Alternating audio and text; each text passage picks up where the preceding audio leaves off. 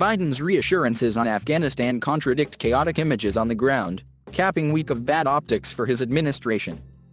But Biden's assertions that the U.S. has made significant progress since Monday in getting control over the situation appeared directly at odds with the images of chaos, eyewitness accounts from reporters on the ground, and even some comments from members of his own administration.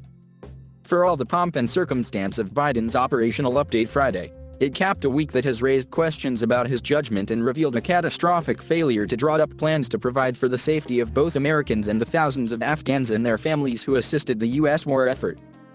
"Let me be clear, any American who wants to come home, we will get you home," Biden said from the East Room, attempting to right the narrative in the midst of a week of disastrous optics for his administration. But make no mistake, this evacuation mission is dangerous. It involves risks to our armed forces, and it is being conducted under difficult circumstances. I cannot promise what the final outcome will be. That it will be without risk of loss.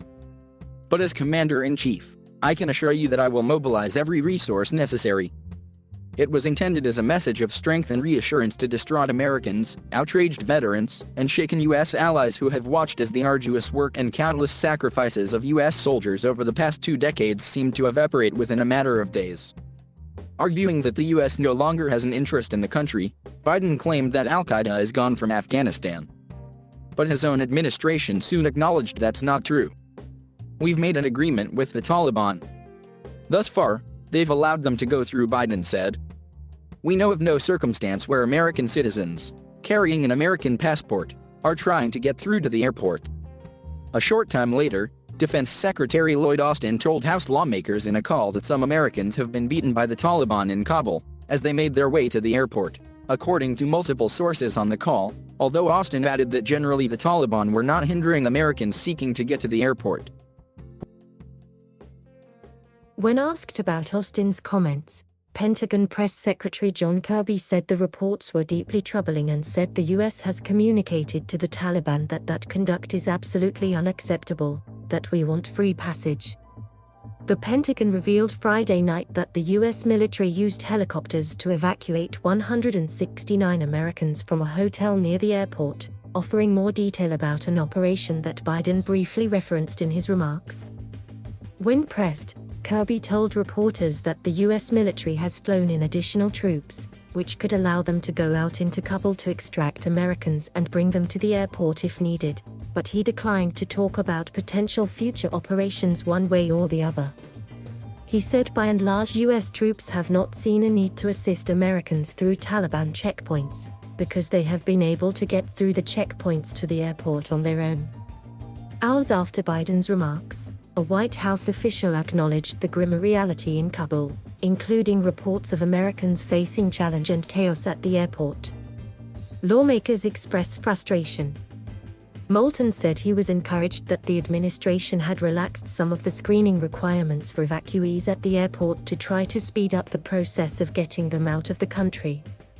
But he said there are simply not enough State Department employees on the ground to handle processing for tens of thousands of evacuees. Marines on the ground, he added, have also told him that more troops are needed to process people through the airport gates. "This is all happening way too late," Moulton told Tapper. "Myself and others have called on the administration to start this evacuation months ago, and the fact that we're figuring it out on the fly now is totally unacceptable." Confusion persists. The White House seemed to still be struggling to get a handle even on basic figures that would appear to be the underpinning of the rescue operation. The president acknowledged at the White House Friday that he does not know the exact number of Americans who are still in Afghanistan. State Department spokesman Ned Price said later on Friday that the department has set up a task force dedicated to establishing contact with Americans who want to be repatriated to the U.S. and find out precisely where these individuals are. The president described that delay as a pause to make sure there was room for arriving evacuees at transit points.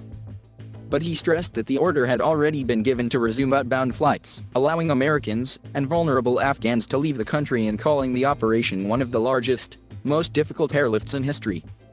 He underscored that the U.S. now has nearly 6,000 troops standing guard at the airport, providing runway security and assisting civilian departures. Biden, perhaps hoping to sound less defensive than he did earlier this week, spoke with Compassion Friday about the plight of Afghans who are desperate to get out of the country. No, Biden said the evacuations of American citizens remain the first priority. He said he was committed to assisting Afghan partners of the U.S. leave the country if they wish to do so. Biden was more defensive, however, when a reporter asked him to respond to criticism from U.S. allies who are questioning America's credibility on the world stage. He insisted that he had seen no question of our credibility from our allies and reaffirmed his commitment to withdrawing from Afghanistan, stating that each of America's NATO partners knew and agreed with the decision to end U.S. involvement in Afghanistan. The president said there would be plenty of time to criticize and second-guess when the evacuation operation is over, but that he is focused for now on getting this job done. Many Americans may have already seen enough to cast judgment on the lack of planning that went into wrapping up this nation's two-decade investment in Afghanistan. Former President Donald Trump's peace deal with the Taliban has come under fresh scrutiny this week. But when there is time for that moment of reflection that Biden spoke of, it's likely the current White House occupant is the one who will be associated with the searing images from the past week.